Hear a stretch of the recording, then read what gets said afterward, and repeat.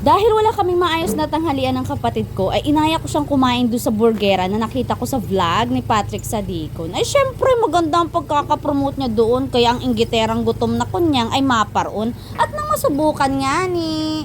Hindi ka mahihirapang hanapin dahil malapit lang ang sa ESTI, matawid ka lang sa kabilang kalsada sa linya ng mga tindahan ng motor, katabi ng card bank at ng MG Gym Fitness kung saan makikita nyo ang hari ng Marinduque, ang macho gapita kong pinsan na si Joshua.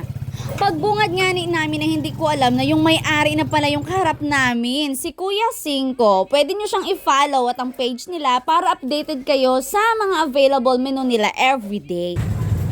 Ang alin? Ito nga oh. Oh, kunwari model ka ng aking vlog.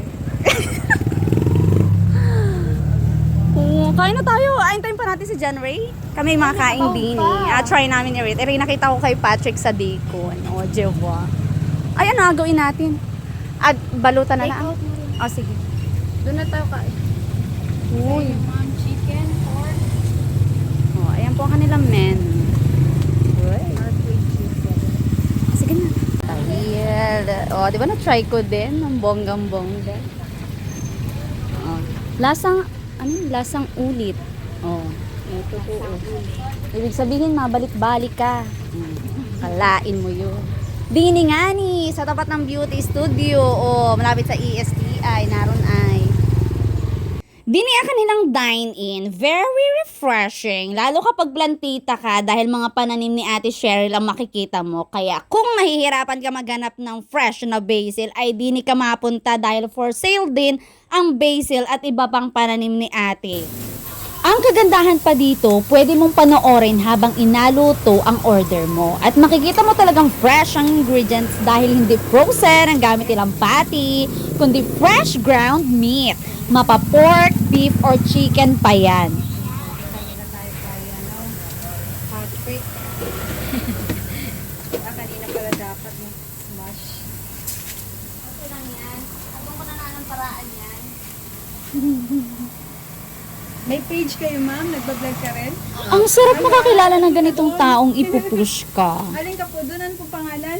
Ay, hindi pa po ako masyadong taste. At least. At eto ang sikreto nila, ang kanilang sauce. Hindi ito yung typical sauce na karaniwan nating natitikman na pinaghalong mayonnaise at ketchup.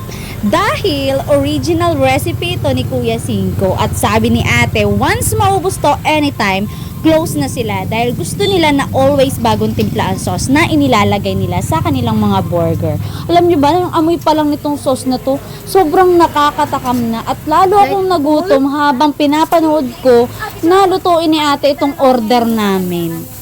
Hindi, ito. Video. Hanggang matapos si ate? Hindi naman, hoy ka naman. Oo. Food con. Nice, nice. Graduate na yata siya no? Isa pala. Pork with Ay, buti na lang po tinusta mo yung tinapay. Hindi ko nasabi. Ayaw mo Ganun tostado? talaga. Hindi po. Ano, gusto ko pa yung malutong, yung parang May toasted. crunchy. Ako din. Oh, undemanding.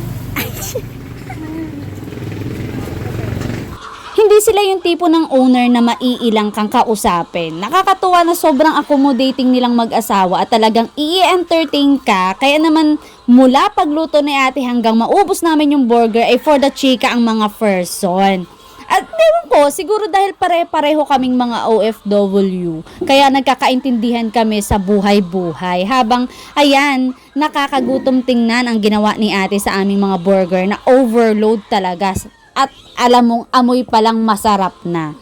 At sa kwentuhan namin, sabi ni Ate, super laking tulong nung na-vlog sila dahil dumami yung customer nila. Kumbaga, nakilala talaga. To the point na hindi na nila kinaya ang pagod sa dami. Dahil daw mostly yung in-order sa kanila yung buy one take one. But to my point of view, hindi sa pag-hype dahil ina-vlog ko to.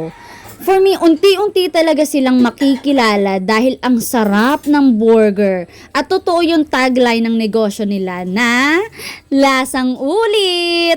At next time na punta namin dito, hindi na yung kami nagamadali para maka-order kami ng marami at matikman namin lahat ng klase ng burger. Para sulit na sulit talaga yung pagpunta dun, ano. At yung 24-carat burger na yung o-ordering ko. O, diba? Social burger, yayamanin. Pero mura lang yan. At saka pag natikman mo na yung burger, hindi mo na maiisip kung magkano. Kasi sa sobrang sarap, alam mong sulit talaga yung binayad mo.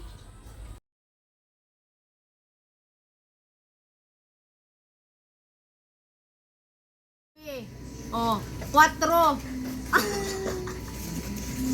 Tagay, B.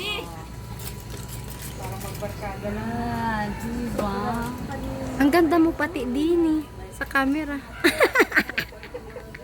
At hindi mo akayanin, busog ka na, lasing ka pa. Charot! O, diba? Ang unique-unique nung lalagyan nila ng tubig. Very eco-friendly. Mga ate ko, sabi ko gusto ko naman katagayan na yung Tagay, B. Oh. Isang puno agad, nang tapos ang laban.